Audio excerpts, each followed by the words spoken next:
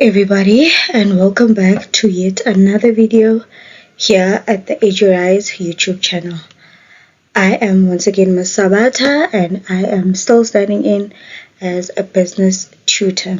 So for today's lesson, we are going to be focusing on team performance. So we're going to be looking at team performance and assessment, right? When we're looking at team performance and assessment, we are also going to be looking at the criteria for a successful team performance, right? So these are now your interpersonal attitudes and behaviors, moral trust and support, communication, and collaboration, right? So when you're looking at interpersonal attitudes and behaviors, right, members are expected to have a positive attitude of support and motivate towards each other. So team members now need to be able to support one another and motivate each other.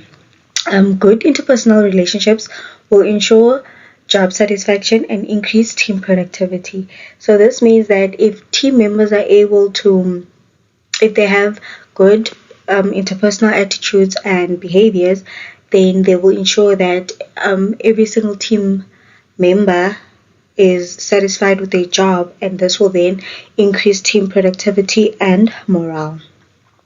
Members are also committed and passionate towards achieving a common goal and objectives. So we've spoken about how teams now have certain goals and objectives that they achieve, and interpersonal attitudes and behaviors then contribute towards achieving those goals. So if members are committed and they're passionate about those goals and objectives, then they can totally achieve them in the correct manner. The second one we're going to look at is shared values, mutual trust, and support, right? So this then shows the loyalty, respect, and trust towards team members despite the differences they have. So like we've said before, team members usually have a lot of differences, right? But because they have shared trust, they have shared values and mutual trust, then everyone can see that there's loyalty and respect and trust towards one another, right? It also shows respect for the knowledge and skills of other members, right? So now because team members always have different they have different experiences, different skills and things like that. When you have shared values and mutual trust, then you can see that there is respect for the knowledge and the skills that certain team members have. You can also perform tasks with integrity, pursuing responsibility, and meeting team deadlines with necessary commitment to team goals. I think that is very self-explanatory. So team members can perform team tasks with integrity and responsibility, and they are able to meet deadlines with necessary commitment to their team goals.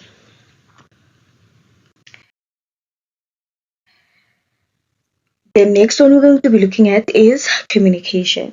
So when there is a clear set of processes and procedures for teamwork, this then ensures that every team understands his or her role. So communication now refers to it doesn't only refer to communication among the team, but it also refers to communication with other people in the company, right? So whether it's your supervisors or your managers and things like that. So if there's a clear set of processes and procedures that are followed, then it ensures that each team member then understands the role that they need to play. Efficient and good communication between team members may result in quick decisions. So when you are able to communicate properly with not only leaders and supervisors and managers, but also with other team members in the group, then quick decisions can be put into effect, right? Quality feedback also improves the morale of the team. So because everyone is communicating with one another accordingly, quality feedback then helps to improve the morale of the team. So it contributes towards increasing the productivity of the team. Continuous review of team progress ensures that team members can rectify mistakes and act proactively to ensure that goals are reached. So whenever teams are now reviewed and that review is now communicated to the rest of the team, then the team is able to take whatever mistakes they've made or whatever criticism that they receive from other people, they're able to take that criticism and act proactively in order to ensure that they can rectify those criticism or the mistakes that have been made, and that then ensures that all goals can be reached.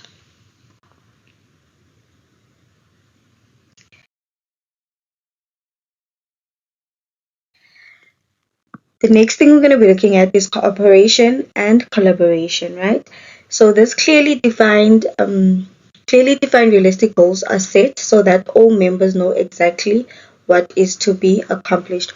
So when everyone now cooperates and collaborates together, then they can clearly define realistic goals, so they can set realistic goals so that all members know what it is that they need to do or what it is that they need to achieve. Willingness to cooperate as a unit to achieve team objectives.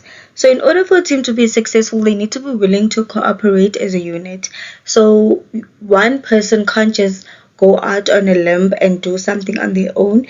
Everything needs to be done within the team. So everyone needs to be able to cooperate. They need to be able to work as one single unit. Um, Teams also need to agree on methods and ways to get the job done effectively without wasting time on conflict resolution. So what this means is that a lot sometimes teams will have a lot of conflict, right? But because there are agreed methods and ways to get the job done effectively, the team is able then to put that conflict aside for the time being in order to achieve certain goals so that they can meet deadlines, right? So they're just putting the conflict aside and then they'll probably come back to it later on. But a successful team has set methods and ways to get the job done effectively, and they don't waste too much time on resolving conflict. A balanced composition of skills, knowledge, and experience and expertise ensure that teams achieve their objectives. Now, like we said before, sometimes each team, some each team is always expected to have maybe low level employees and then middle level employees and then sometimes high level employees, right? So then this helps us to ensure that there's a balanced composition of skills, knowledge, experience, and expertise. So if you now put people with the same level of skills or the same level of experience into one team, then not a lot of progress happens there. But if you balance it out with people that have different types of skills, different knowledges, different experiences and expertise, then this helps to ensure that teams achieve their objectives. Then we're going to be looking at characteristics of successful teams. So successful teams share a common goal as team members are part of the process of setting goals for the team. So because each team member now contributes towards setting the goals, then they start to share a common goal, and then that would make them a successful team. They also share a set of team values and implement group decisions. So decisions are then made accordingly, and they are able to implement those decisions because they share a set of team values. Teams value the contributions of individuals and reach consensus on differences. So every person's contribution is valued, right? So just because someone has a different opinion or a different perspective about something, it doesn't mean that it's not taken into consideration. Those perspectives and opinions are taken into consideration in order for the team to now reach consensus on the differences that they have. Team members also enjoy open communication and deal with issues of conflict immediately. Teams pay attention to the needs of the individual team members. So just because you're working in a team, it doesn't mean that a single person's ideas or perspectives that are not taken care of. So the team as a whole then pays attention to the needs of the individual team members. So maybe an individual team member will need supervision from a qualified team member. So that team member then needs to pay attention to the needs of that of the other individual team member. A successful team has the balances the necessary skills, knowledge, experience, and expertise to achieve objectives, which we've just discussed from the previous slide. The next thing we're going to be looking at are stages of team development, right? Now, team development has 5 stages. We have the forming stage, the storming stage, the norming stage, performing stage, and the adjourning stage.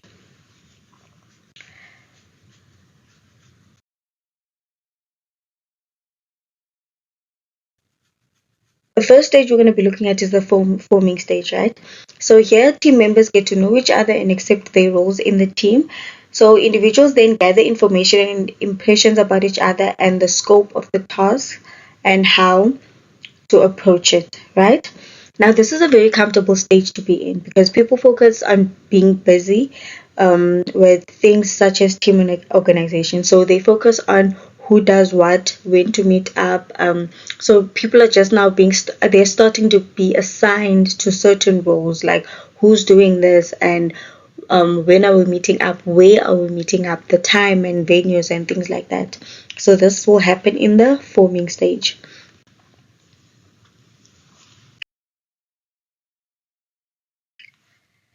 During the storming stage, which is the second stage, this is when our teams go through a period of unease and there is a little bit of conflict.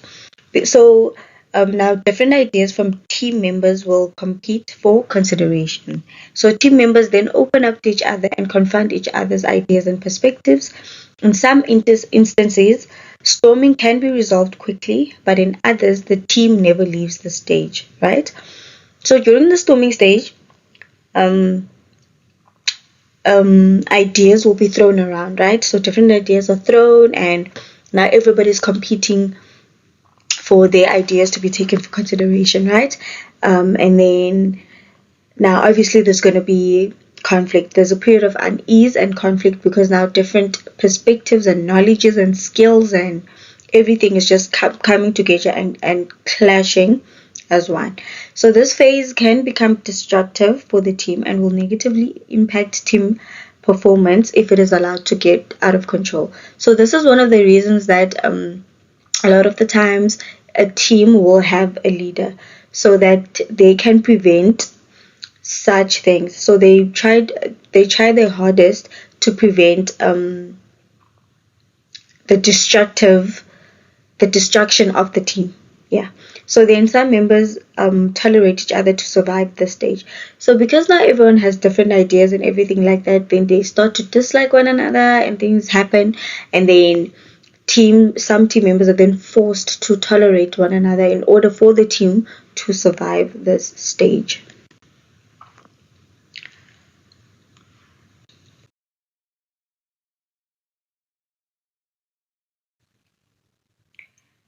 Then we have the norming, settling, or the reconciliation stage, right?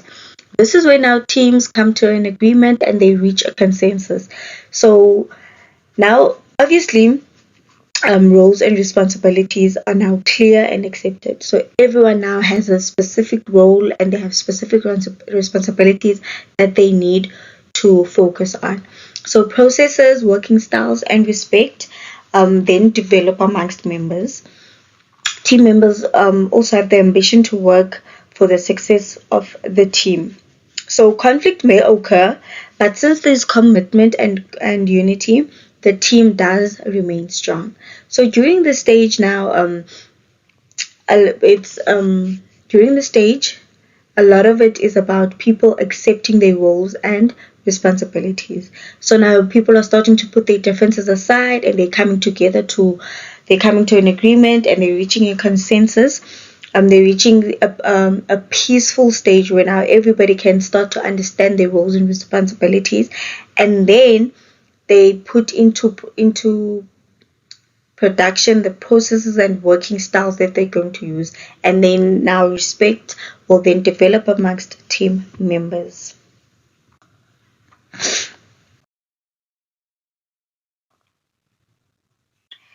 Then we have the performing stage, which is also known as working as a team towards a certain goal.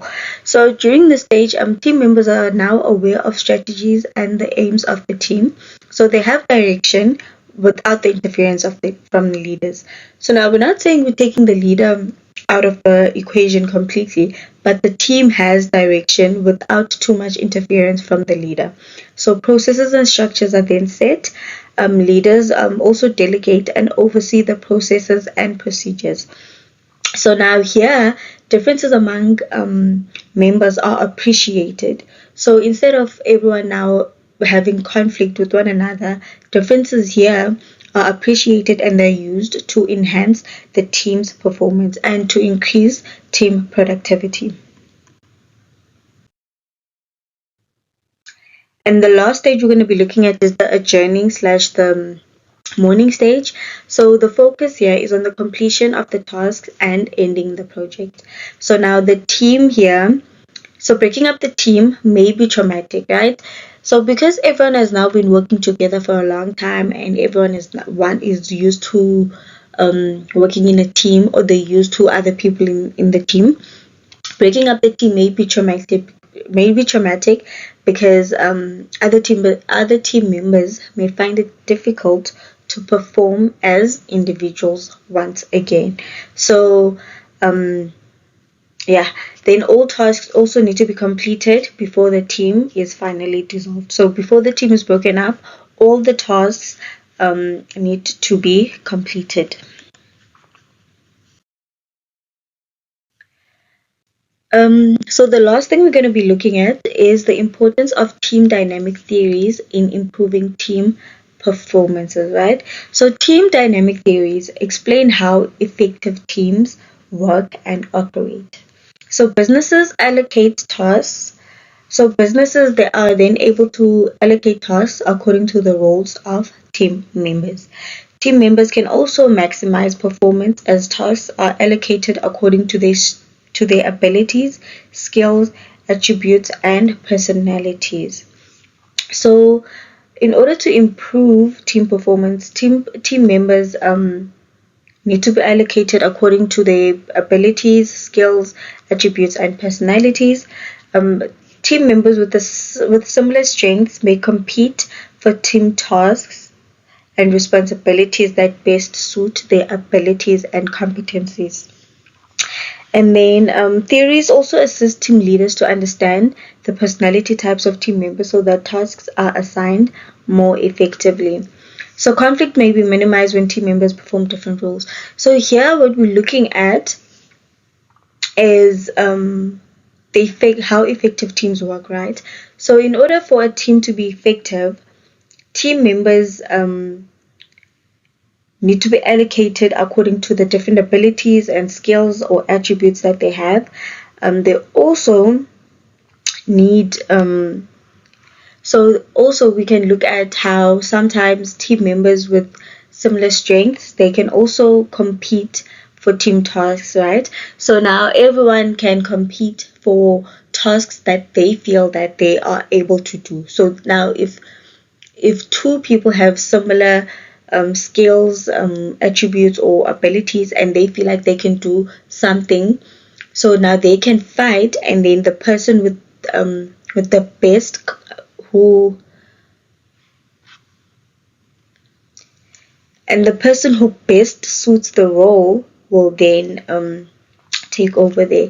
So then also conflict may be minimized when team members perform different roles. So now if everyone has a specific role that they are focusing on, then there's not going to be a lot of conflict as compared to when everyone is now fighting for the same role. So that is it for today's lesson. I hope everyone understands that. If you guys have any questions, you know what to do. Drop them down in the comment section. Also remember guys, every single Wednesday is Commerce Day. So if you're struggling with business studies, accounting, or economics, you'll find YouTube videos here on the EduRise YouTube channel every single Wednesday.